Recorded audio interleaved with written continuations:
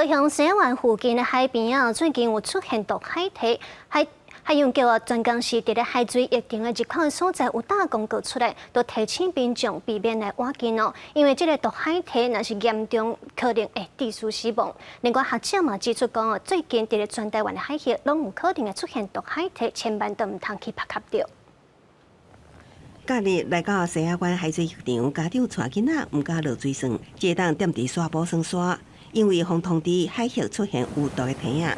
饭店人员就跟我们讲说，就看到有水母就赶快远离，因为不知道有没有毒啊。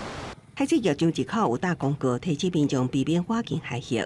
高雄西雅湾沙坡最近亲像出现有毒的生物体啊，有民众来回散步的时阵，遇到高只体啊，海洋局协报已经请保全加强巡视。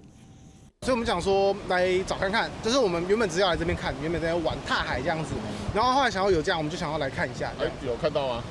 没有。深茂水母又称葡萄牙战舰，过去在国内外都有出现。在台湾4到7月是繁殖期，被蛰到的剧痛不会输给蜜蜂，毒素可能深入淋巴结，一旦造成过敏反应，严重可能致命。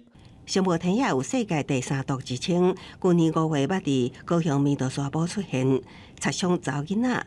顶个月也出现伫北部海域，交通部观光署北关处特别伫网络发布警示。水里面的就千万不要用手去触摸它哦，因为它活着的时候，它的毒性是相当强的。在陆地上面，因为你不知道它已经搁浅多久，那如果是刚刚搁浅的那些个体，其实它的毒性对人的伤害也还有一定的程度。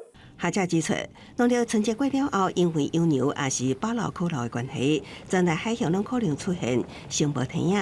天气就算靠大伫靠路部也唔通去吸着，万不离无细离去吸着，就爱赶紧就医。公视新闻采访报道。